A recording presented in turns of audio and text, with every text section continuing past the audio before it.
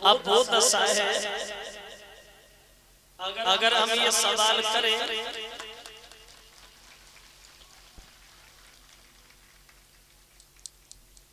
अगर हम ये पूछें, इतनी माताएं बहनें बैठी इतनी भीड़ में, इन लोगों में ऐसी कौन सी स्त्री है जो रोजाना सुबह उठ के अपने पति के पैर छूती है?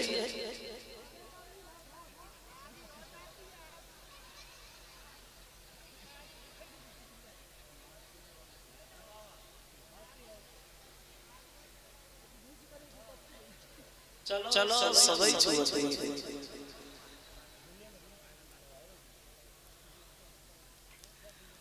और अब तो भैया जमाना बदल गया।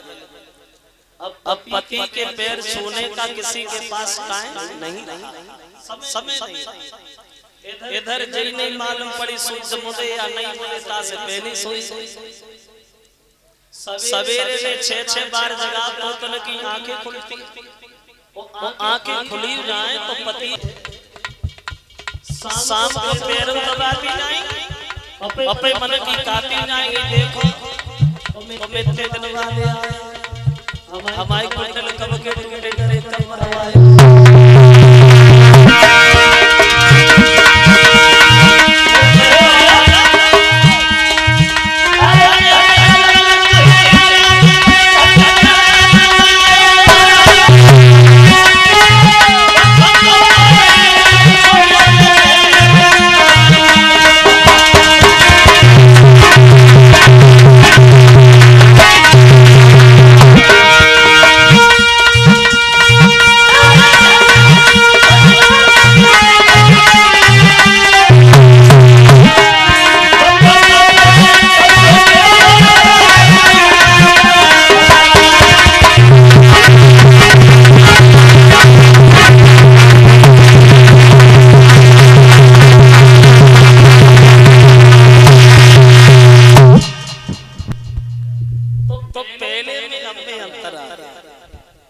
ये एक हार और एक मुकुट से और क्या जो हमें भेंट कर रही है हमारी छोटी बहन सोनम शास्त्री, जिनके सौजन्य से हमारा आना हुआ। आप सब लोगों के दर्शन हुए। बोले भैया चले जरूर, आप बहुत जरूरी। तो हमने लाओ अपनी छोड़ देंगे तुम्हारे में। तो उधर आज दूसरे को भेज दिया है, हमें धर्म भागे। तो कामना करेंगे भगवान से हमेशा समाज में सम्मान की प्राप्ति होती रहे और दीर्घ आयु हमेशा मिलती रहे। बोलिए भगवान की। तो पत्नी बोली महाराज पहले हमें बेचना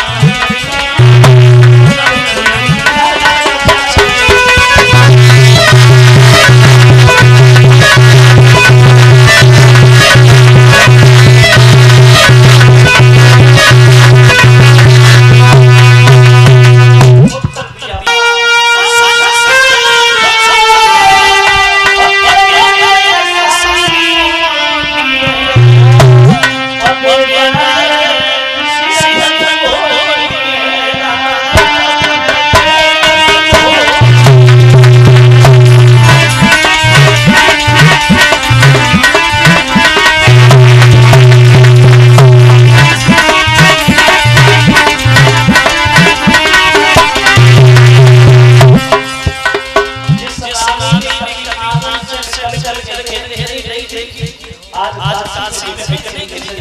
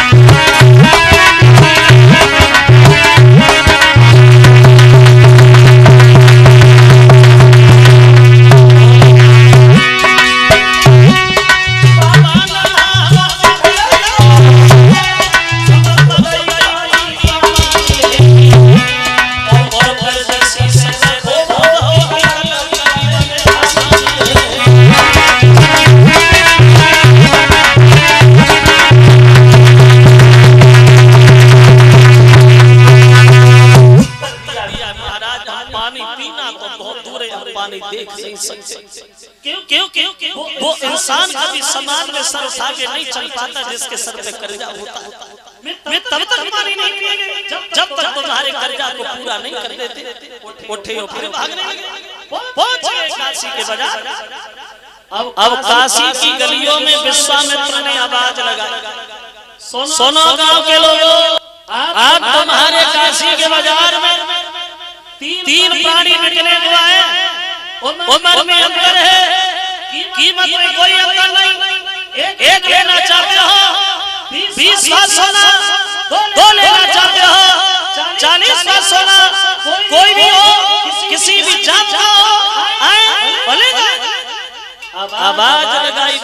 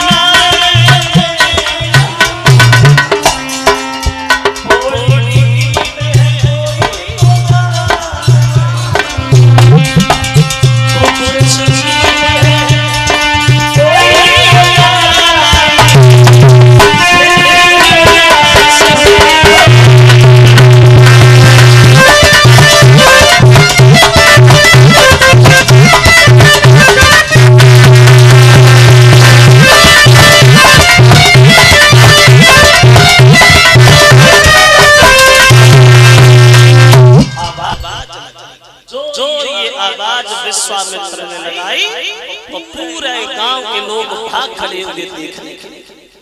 ऐसी कौन सी मुसीबत है, 3 प्राणी बिकने को आए। अब देखने वालों की तो भीड़ बहुत इकट्ठी हो गई, लेकर खरीदने वाला कोई नहीं है। हरि सब के चेहरा की तरफ ले आ रहे, कोई तो कुछ बोले, कोई तो कुछ बोले, लेकिन कोई नहीं बोल रहा। जैसे जैसे दिन ढलता जा रहा है वैसे वैसे हरि सब का चेहरा उतरता जा रहा है। अगर आज मुझे किसी ने नहीं खरीदा तो मेरी धर्म की आग जल जाएगी। अब मैं क्या करूं? इधर उधर देख रहे, तब तक उस भीड़ से निकलता हुआ एक मेहतर सामने आ गया। कौन बेच रहा है? विश्वामित्र बोले हाँ, क्या चाहिए? उस लड़की को, इस बच्चे को छोड़ इस नौजवान को तुम खरीदेंगे, वो भी ऐसे नहीं, एक शर्त, अगर ये हमारे घर में चल के मरघटिया का काम करे तो वैसे नहीं। हरिश्चंद्र ने जब ये सुना तो मेहतर के दोनों हाथ जोड़े, वो एक बात कहिए भैया, मरघटिया से भी घटिया तेरी निगाह में कोई काम हो वो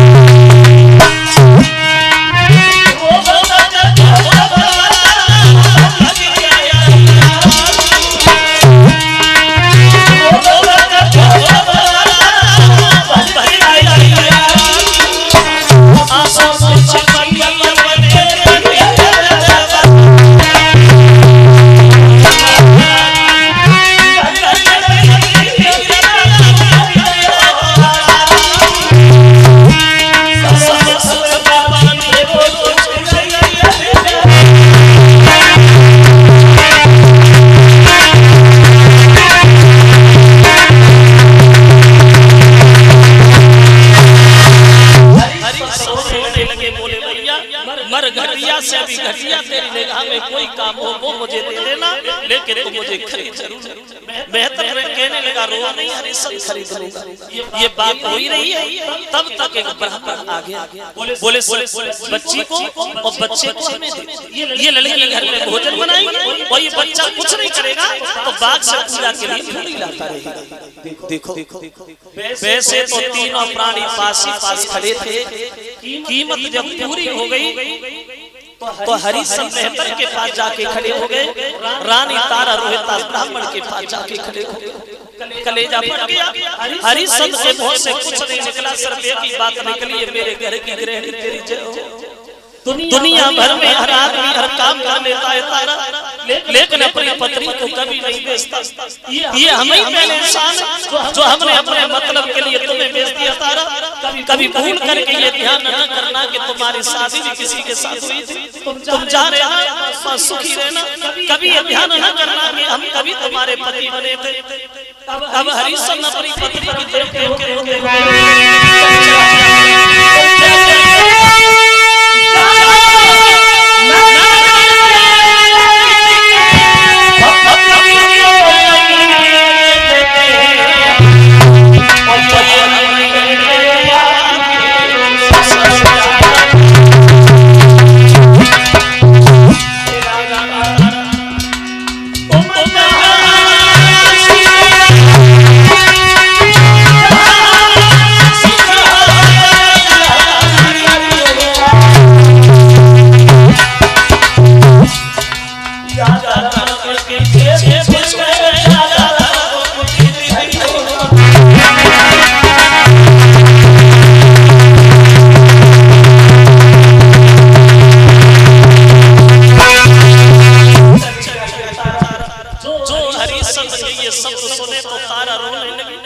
ब्राह्मण विश्वामित्र से दोनों हाथ जोड़ के बोली, महाराज इतना अन्याय हम लोगों के ऊपर न करो।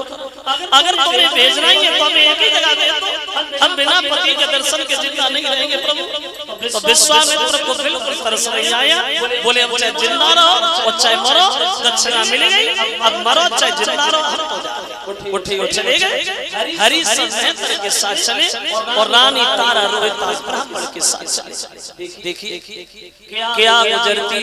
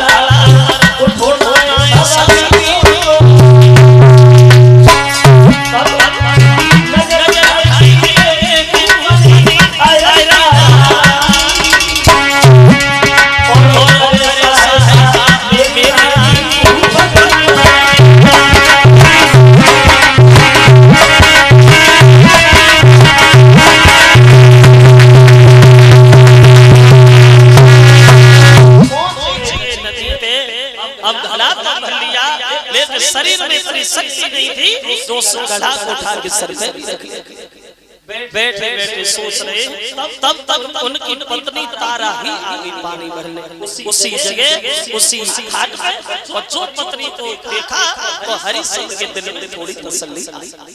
चलो प्रभु बड़ा कृपा रही, हर मुसीबत में तुमने हमारी पत्नी को भेज दिया। चलो अब पत्नी आई गई है तो थोड़ा सारा लगा देगी, मेरा गला उठ जाएगा और आज मुझे बढ़िया भोजन भी मिल जाएगा।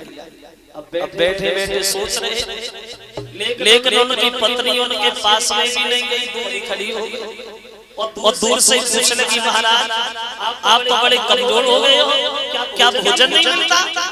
हरिश्चंद्र कहने लगे, रानी तारा सुख का भोजन और सुख की नींद तो सीधे छूट गई, काशी में मिल गई। देख रही हो तारा मेरे शरीर में ताकत नहीं है, एक काम करोगी क्या? आंखों ही आंखों में हरिश्चंद्र अपनी पत्नी को सारा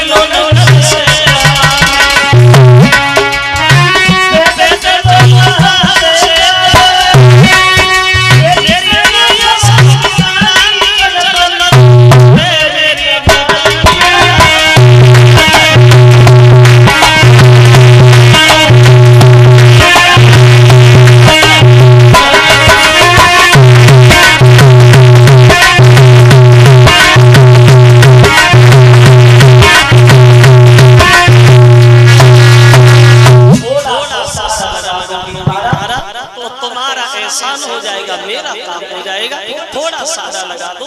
तारा ने सुना तो तारा पीछे हटी, बोली महाराज उठवा दो, अरे उठवा दो, हम तो तुम्हारे गला को छुएंगे नहीं।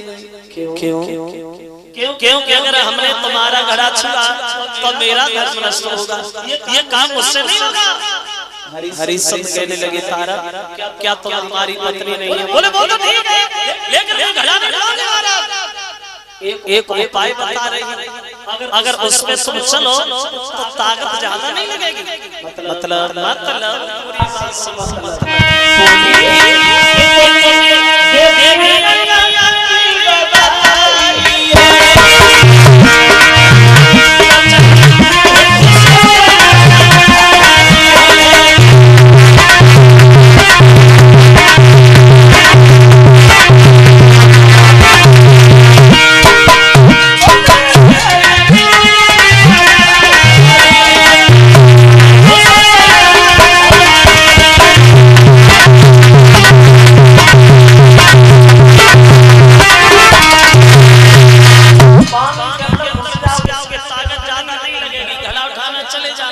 गला उठाया चुप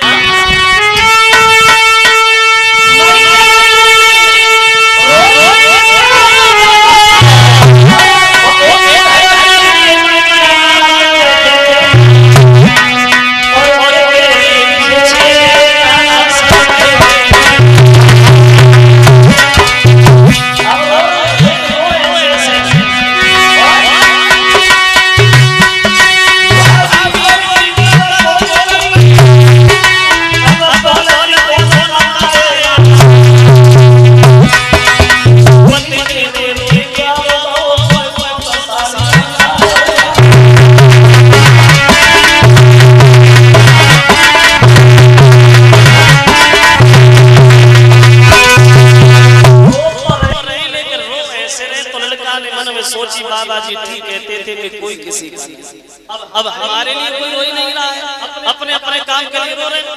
अब गांव के लोग इकट्ठे रहे बोले अब काय को जा रखे हो, अब सब लोग परेशान उठाओ और चलो बीमारी का लड़का सोचने लगा तो महात्मा ना आए। अब लड़का ने आंगन में खम्भ रहे खम्भ में अपने दोनों पैर फंसाए और जब पैर ना निकले तो गांव वाले बोले भैया पैर निकल नहीं रहे तो जब खम्भ कोई फंसाए और कोई ना बोलो उनकी पत्नी बोली देखो अब इनके अलावा कोई पैसा कमाना तो रहो ना तो मकान बनवाए। हमने जब सुनिए मरे मराना के दर्द ना हो तो गला से ले आते ना कि पैर ही काट डालो। लड़का सोचल वो पैर कटवाए रही है तब तक बहे बाबा गांव में आवाज लगाने लगे कोई दवा कराए ले हमसे फ्री दवा दे देते हैं वो एक खुराक दवा दे के मुर्दा जिंदा कर लेते। तो गांव के लोग भागे बाबा जी अभी लड़का बिल्कुल ठीक था पता नहीं क्या हो गया चलो। अब बाबा गए और जैसे बाबा को देखो तो माँ बोली बाबा चाहे हमारा पूरा घर मच जाए खानदान मच जाए हम सब मच जाए लेकर हमारा लड़का जिंदा हो जाए। तो महात्मा जी बोले देखो सब मत मरो एक काम करो दूध मंगाओ। तो उन्होंने एक लोटा में दूध मंगाओ और दूध मंगाए के सबकी निगाह छुपाए के दूध में थोड़ी सी राख डाली राख और पूछने लगे तुमने देखा हमने इसमें क्या डाला? बोले नहीं जवाब दिया हमने इसमें जहर डाला है जहर। और तुम सब मर रहे हो जो लड़का के पीछे सब मत मरो, जो इस दूध को पिएगा वो मर जाएगा उसके बदले में लड़का जिंदा हो जाएगा। जो गांव के मोहल्ला पड़ोस वालों ने सुनी कि जो पिया को सो मरे वो तब लड़का जिंदा होएगो तो सब लोग धीरे धीरे निकलेंगे भगवान बचाए ऐसे दूध से। अब उनके परिवार वाले रह गए बस माँ बाप भाभी भैया पत्नी। तो सबसे पहले माँ से पूछा देखो तुम्हारा लड़का मरी गया है अब एक काम करो अब तुम अबे ना 2-4 साल बाद मरो तुम दूध पी लो तुम मर जाओगे और तुम्हारे बदले में तुम्हारा लड़का जिंदा हो जाएगा। अब माँ बोली देखो बाबा जी अगर हमने दूध पी लो हम मर गए तो हमारे बाद हमारे टुकड़ा को कोई 2 रोटी दे भैया अब मरेगा सो मरेगा हम ये जान लेंगे हमारे 2 ही हमें अब मरेगा सो मत जा। जय बात पिता ने कही फिर उनकी भाभी से पूछी तुमने भी खूब दौलत खाई है तुम दूध पी जा मर जा तुम्हारा देवर जिंदा हो जाएगा। तो हाथ चल लगी हाँ हम पी ले पिए मजा मरेगा वो सो हम काय को पिए। अब उनकी पत्नी बुलाई बेटी इधर देख बिना पति के जीवन अधूरा है तुम्हारा पति तो मर ही गया है और तुम क्या करोगे जी के एक काम करो तुम दूध को पी लो तुम मर जाओगी और तुम्हारे बदले में तुम्हारा पति जिंदा हो जाएगा। बोली बाबा जी बोले दूध पियो मरो तुम्हारा पति जिंदा हो। तो बोली देखो बाबा जी हाँ हाँ बोलो बोली देखो बाबा जी अरे हम ये पूछ रहे दूध पीना नहीं पीना। बोली देखो बाबा जी पागल है अरे ये बंदा दूध पीना नहीं पीना। बोली देखो बाबा जी दूध पिए की कोई बात नहीं दूध तो पी जाए लेकिन सबसे बड़ी मुसीबत एक बात की हमने दूध पियो और हम मरे गए और तब जे जिंदा है तो ऐसे दूध पिए से फायदे क्या हम दूध ना पिए हमारे तो चले जाए देखने। बाबा जी बोले अगर हम पी जाए तो सब लोग बोले तुम पी जा तुम्हारी कसम तुम्हारा कोई ना तुम यही सोची हम तीर्थ ही कर लगा है हम तुम्हारे नाम की मठिया बनवा दी तुम पी जा। तो बाबा जी बोले उठो लला जग है के लिए मरे जाते लड़का उठ के खड़ो हो तो मां बाप भाभी सब भागे और वे कोने भाई तो जी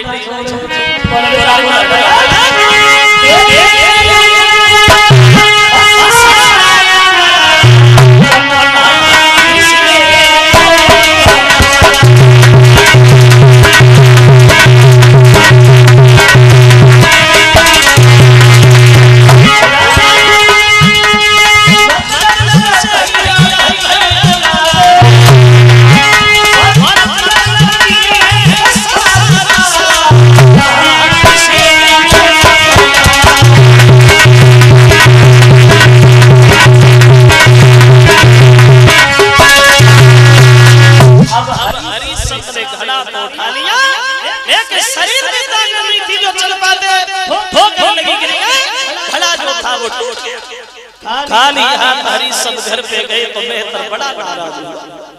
भला भी कर दिया तुमने, इतना बड़ा नुकसान कर दिया तुमने। आज घड़ा के बदले में भोजन नहीं दूंगा, भूखे रहो और ये कोई भी काम नहीं होगा। ये लाठी उठा शमशान में जा, पैरा लगा और एक बात ध्यान रखना, बिना टका के मुर्गा नहीं जलना चाहिए। अब हरी सिंह मरगट में पैरा लगा लिया। अब आप इधर देखे जा तारा रोहितास रहे। एक दिन ब्राह्मण तारा से नाराज हो गया। बोला तारा तेरा लड़का इतना बेसहारा बन गया है जो 2 पैसे का काम नहीं करता, पूरे दिन बच्चों में खेलता रहता है। अरे उससे कहो बाग में चला जाए, फूल तोड़ ले, पूजा हो जाए। अब देखिए विधि का विधान चला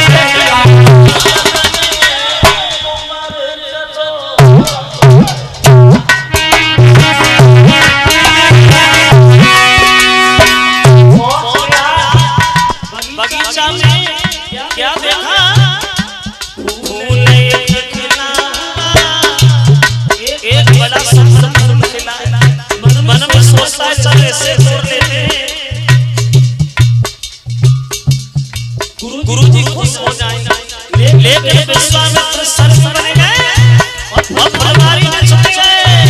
आए चिंता काय को करते हो, भूले अकेला हुआ अब सिर छुपा हुआ, लागी है मन में तारीफ।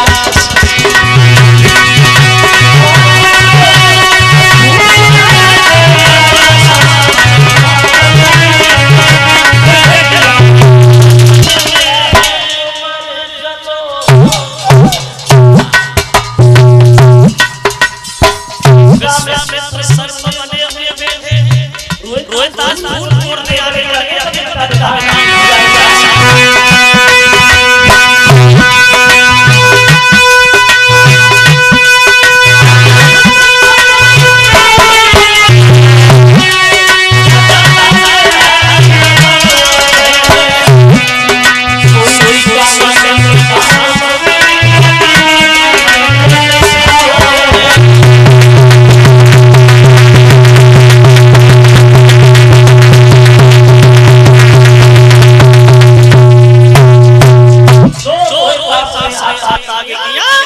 विश्वामित्र ने सर्प बन करके रोहितास की उंगली में डस लिया, पछाड़ खा के रोहितास जमीन पे गिर गया।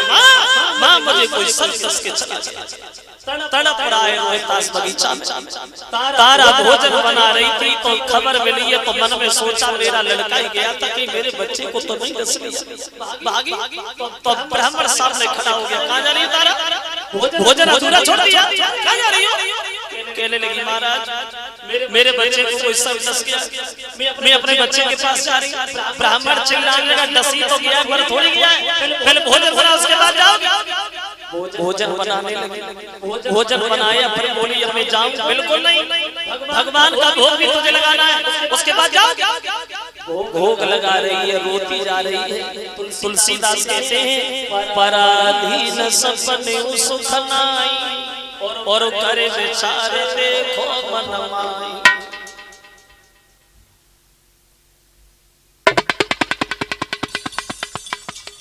भोग लगाया, भोग लगा के फिर दोनों हाथ जोड़ के खड़ी हो गई, महाराज अब मैं जाऊं? बिल्कुल नहीं, अगर जाना है तो थोड़ी देर और काम करो तब जाओ। फिर काम किया, बोले सारा काम हो गया प्रभु अब हमें जाने दीजिए। ब्राह्मण चिल्लाने लगा, जा मर गया हो तो यहाँ उठा के मल्लाना वहीं पे आना। हजारों बातों में लगा रहा। तारा भागी, क्या देखा रोहितास जमीन पे पड़ा, एकदम से गोद उठा लिया। क्या हुआ रोहितास? बोलो। तो रोहितास कहने लगे मैया अब मेरी जिंदगी ज्यादा देर की नहीं है, लेकिन तू रोना नहीं मैया। तो तारा रोने लगी, बोली बेटा मैं रो नहीं तो मैं अब करूं क्या?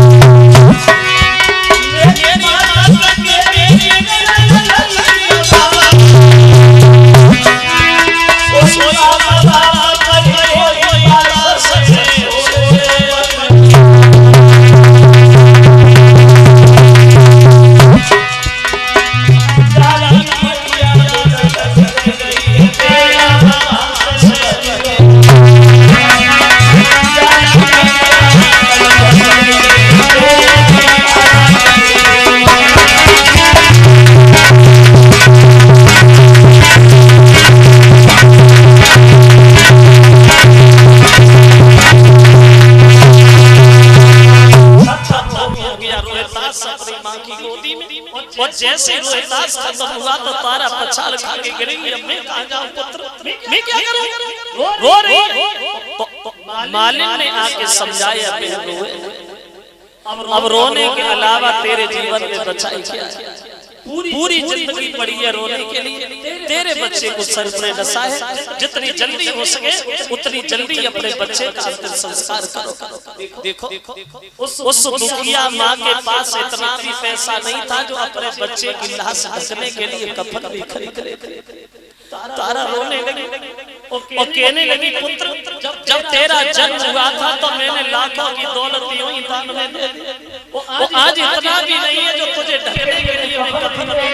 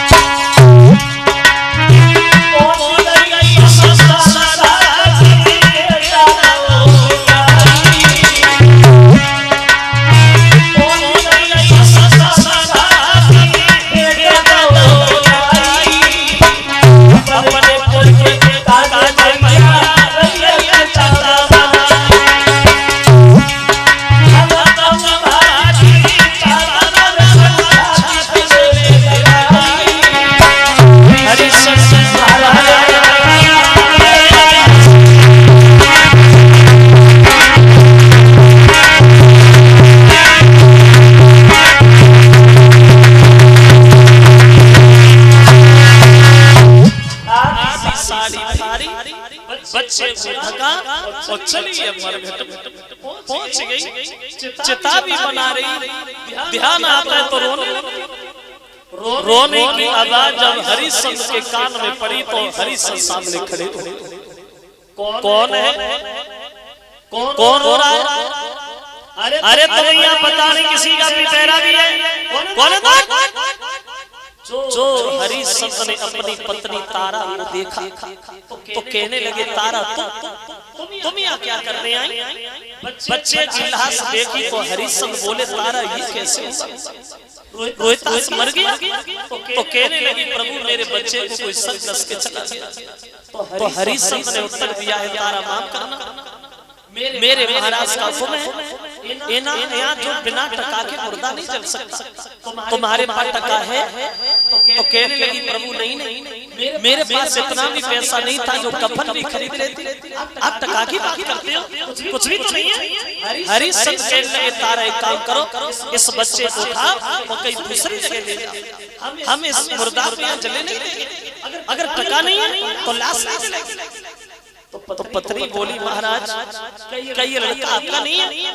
हरिश्चंद्र बोले, हाँ तारा जानता हूँ ये लड़का मेरा, ये लड़का मेरा है। अगर ये लड़का मेरा है तो तू भी तो हमारी पत्नी है। ध्यान करना पुराना, कितनी बार मैंने तुझसे कहा कि मेरा घड़ा उठवा दे, तारा तूने एक नहीं कहा। आज जब मतलब आया है तो रिश्ता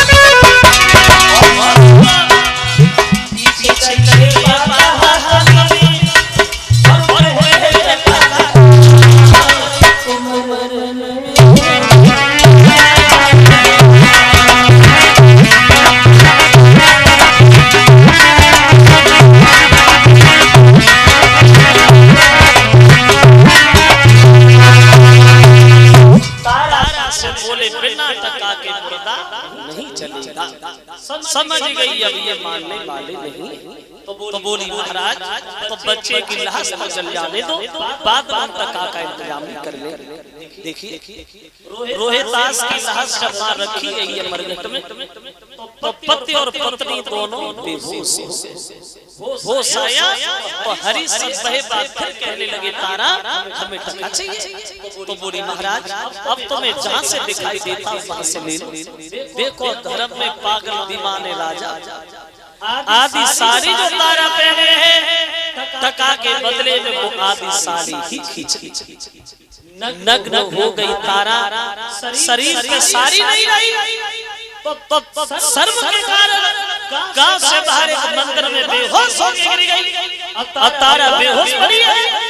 विश्वामित्र को का तसल्ली है, बोले का बढ़िया है, चलते खेल और खेलते हमारा क्या जाए। अब भागे एक मुर्दा बच्चे को उठा लाए और तारा के पास लिटा दिया और होठों से खून लगा दिया और गांव की गलियों में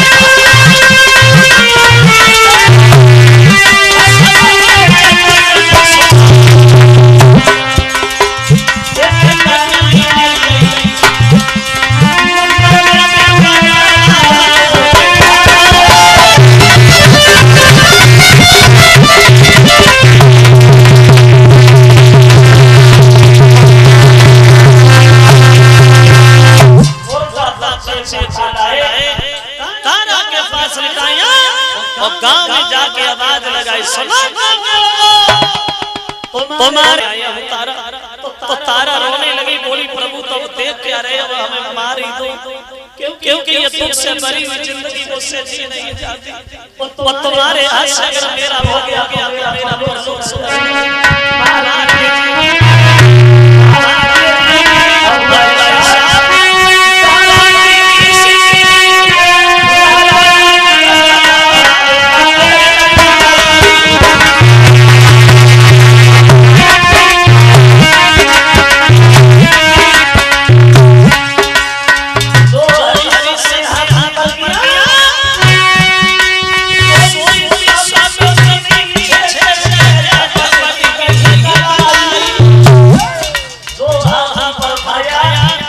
विश्वामित्र ने हर